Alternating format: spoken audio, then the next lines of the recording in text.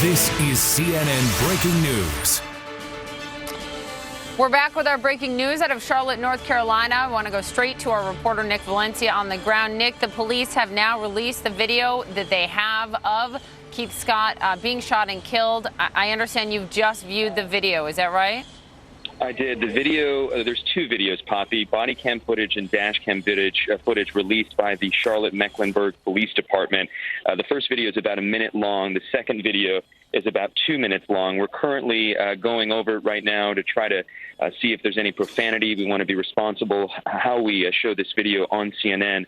But attached to this link is also a series of 3 photos, which appears to show a Colt Mustang 380 semi-automatic handgun, according to our CNN security here team on the ground, who also took a look at the photos. These guns are usually hold about 6 rounds, and according again to our security team here, who saw those photos, are very concealable handgun. The video is not distinctive from our vantage point just yet. You cannot clearly see a gun in Mr. Scott's hands, but you do see this is the first time we've seen police video emerge from this fatal encounter Tuesday afternoon. Police shooting and killing Keith Scott, they say, because he refused to comply with demands to drop a weapon. Of course, the family has said that Mr. Scott was unarmed during the shooting, but these photos released by the Charlotte Mecklenburg Police Department appear to indicate the handgun that was recovered as well from the scene, a Colt Mustang 380 semi-automatic handgun found on Mr. Scott's person. Poppy? Okay, 2 questions for you, Nick. One, are police confirming that is the type of handgun, or is that just according to CNN's law enforcement experts? That's just according to CNN's law enforcement expert, somebody who is well-trained with firearms, somebody who has a wide, vast experience and knowledge of firearms. He's standing right next to me right now, Poppy, shaking his head that this is the type of weapon that he sees, and he has looked at the photos very explicitly. Okay. Here's my other question, Nick. Where in the video, where does the video show the gun? Meaning, do you see the gun in Mr. Scott's hand? Do you see it on the ground? Do you see it in the car? Where is the gun? You don't really see the gun, to be honest, Poppy. You don't see the gun at all. It's very difficult. The video is a little bit shaky to start out with. That first clip that we just saw right now, and again, I'm just viewing this within the last minutes as I'm on the phone with you. My producer, Devin Sayers, pulling it back up for me so I could see it again. It's not clear. Mr. Scott is off to the camera. In this dash cam video I'm seeing, he's about camera left, away from the pickup truck. You see an officer in a vest wearing a red shirt at the passenger side window of the car we believe to be Mr. Scott's pickup truck. You see Mr. Scott outside of the car with his back, walking backwards, and then he's shot by police officers and he falls to the ground. The police officers then descend they descend on Mr. Scott as he's on the ground, pat him down, and that's what the dash cam video shows from our vantage point and our perspective.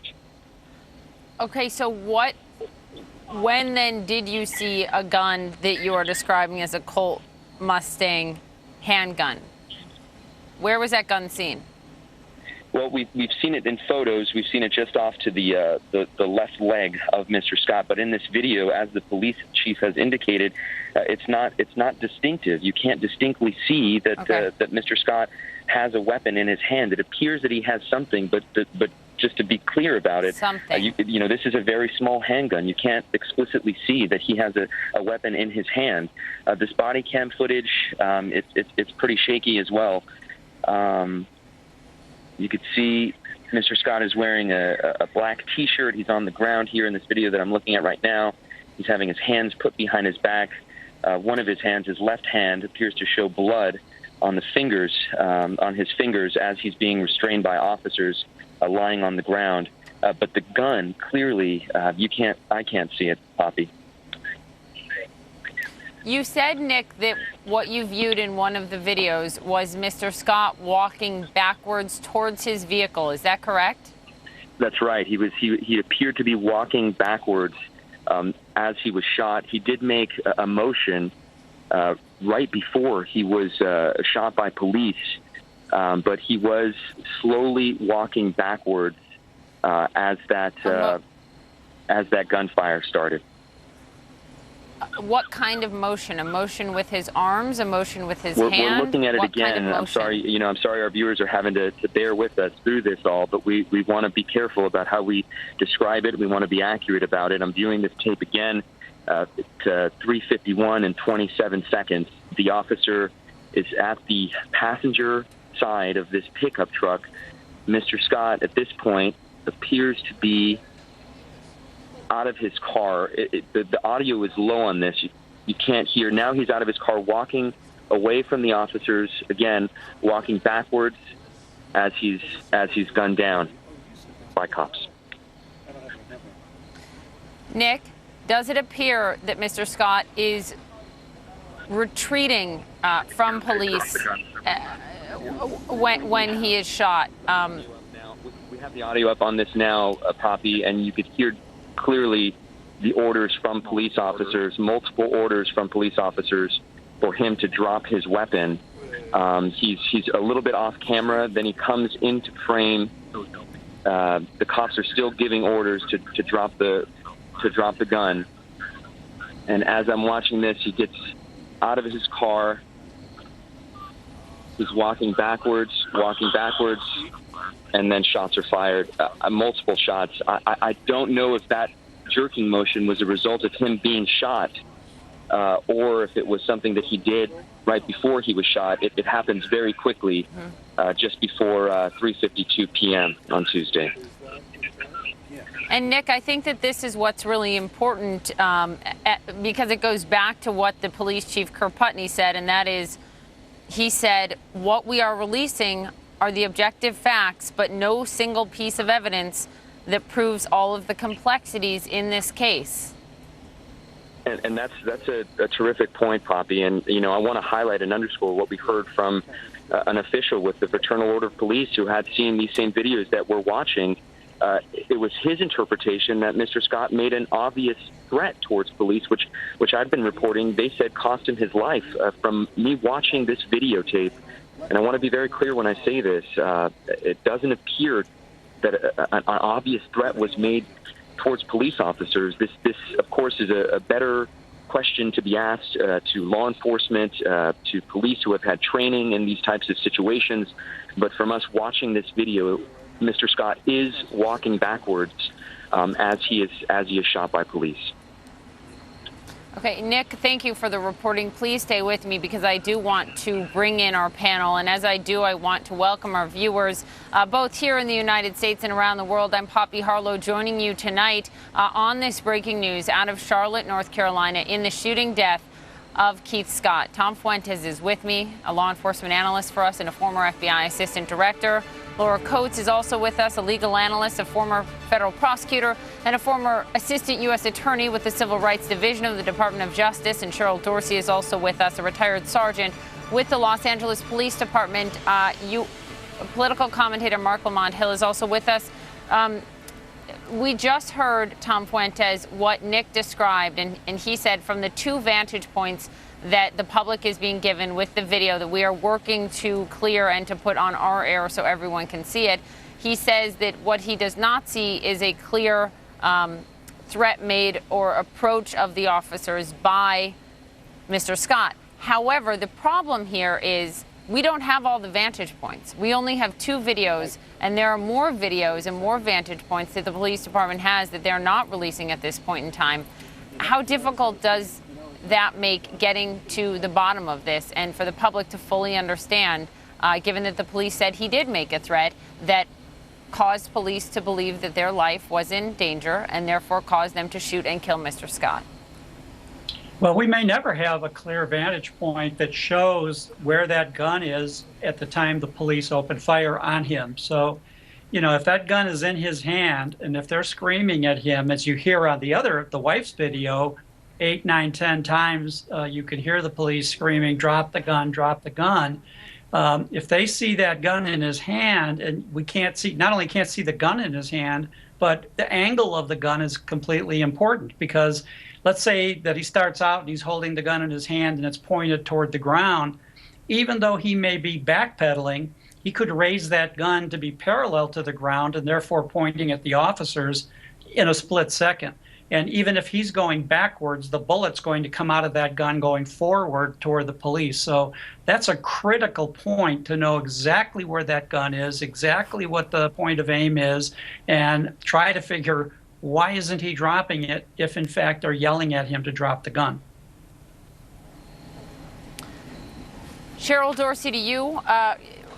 We're told by the police department, they said on Twitter, that the video that they're releasing will be accompanied by more details about what led officers to approach Mr. Scott in the first place. We don't have that yet. Can there ever be, full knowledge, at least for the public, without seeing more of these vantage points? I don't think we're going to get full satisfaction when everything is said and done, because remember, we've already been told over and over again that there's no definitive evidence that's going to be gleaned from this video. So we're going to have to rely on the statements of the officers. And so then therein lies the problem, because I'm waiting to hear the investigation will eventually determine, based on how the officers articulate, what caused them to use deadly force. Because if he's doing something, if he's brandishing, if he's waving the gun, pointing the gun, then the force would be appropriate. If he's just in possession of a gun, then it's not appropriate, because this is an open carry state. So let's not get caught up in the details of he had a gun, because unless they're able to articulate why this force was reasonable, then the use of force is going to be problematic. Okay. Laura Coates, to you. One thing, and I don't believe we have the photos yet to show our viewers, but we're just getting images from the Charlotte Police Department. They've released 3 photos, and we'll get them up as soon as we can. They are photos of a gun, photos of a marijuana cigarette, and a photo of an ankle holster that the police department says that Scott had on him at the time of his fatal shooting Tuesday. At the same time, Laura, you heard Nick Valencia say, and he's viewed these videos, that he cannot see a gun in the videos, meaning it's just not clear. Legally, when they're trying to determine whether use of lethal force was justified or not, how difficult does it make that case if a gun is not visible in the video, but they have photos of this gun? Well, neither the photos or the video in and of itself is going to be the slam dunk that a prosecutor would need. But what is if there is eyewitness testimony. And we keep hearing about the eyewitnesses, and we all are presuming that it's the officers alone who are involved in having given testimony or a statement to the other officers. But there may be civilians out there. I just don't know. I did have a chance to just quickly look. I did see one of the body cam videos and that Nick was talking about, and I have to agree, and objectively speaking, I could not see from that particular vantage point the use of a weapon. I did hear the wife in the background that tracks what she was saying in her her video that she had released, and I did hear the officers trying to administer aid to Mr. Scott. But that's all about pieces of the puzzle for the prosecutor to say, look, I need to actually have testimony here. Yes, seeing is believing, but there are obvious gaps here, and it's inconclusive. So, people have to understand, one of the things you always ask a jury in any trial is whether or not they will hold an officer's statements to be far more credible than a civilian. So if all we're relying on is an officer statement, while we may be critical or suspicious based on what we know from the media reports around the nation, certainly jurors are overwhelmingly trusting of officers in the courtroom. So I'd like to know, as a prosecutor, what other civilian testimony may there be that would show a vantage point that the officers can give or were not able to give? Mark Lamont Hill, to you. The fact that before I get to you, let me take you through these photos. These are 3 images that we've just received from the Charlotte Police Department. They say that the pictures show, one, what you're looking at here, a marijuana cigarette that they say was retrieved from Mr. Scott in the vehicle. Let's go to the next one, guys. The next photo shows a handgun that they say was found at the scene. And then the third one is an ankle holster. Let's pull that up. That would hold the gun. Mark Lamont Hill to you. These are images just released at the same time you heard from our Nick Valencia that the video does not clearly show a gun. Every night, protesters have been out in Charlotte asking for transparency and answers. And this video, the police chief said, look, we're going to release this video, but he said no single piece of evidence proves the complexities in this case. Where do we go? Where does the public go from here with seemingly just as many questions as before? Well, I'm glad you pointed that out, that there are just as many questions now as there were before, because initially the claims out of the police department were that once we saw this video, we would have no doubt that the shooting was legal and warranted. That was the claim, that if only the public knew. And the public said, well, hey, let us know, show us the video. And now when forced to send the video out into the world, they say, yeah, well, you can't really believe the video because the video is not as clear as you think. Obviously, we have the benefit of hindsight. A law enforcement officer has a split second to make that decision. So we have to think about the full context. I don't disagree. But it's somewhat curious that they release these pictures at the same time that they release the video. It suggests to me that the law enforcement agency, that the police department specifically, is somewhat vulnerable here, and that they know that the video doesn't necessarily justify the shoot. So you get distractions like a marijuana cigarette. Very rarely. I can't think of any time in the world where smoking a blunt makes somebody want to attack an officer or shoot someone. If anything, it does the opposite. It's an open carry state, so having a gun or a holster doesn't necessarily mean they're doing something illegal. In fact, the holster oftentimes is a signpost that they weren't. We need more evidence. We need to see the video. I need to see the video, but more importantly, we need the full context. But I don't want the public to be distracted into thinking that because someone had weed and a gun in an open carry state, that means that they were ready to die or death eligible or deserving to die. Guys, stand by, because we've just gotten this press release coming to us from the Charlotte-Mecklenburg Police Department, and I'm going to read it to you in full. This is long, but the totality of it is very important as we continue to report this breaking news.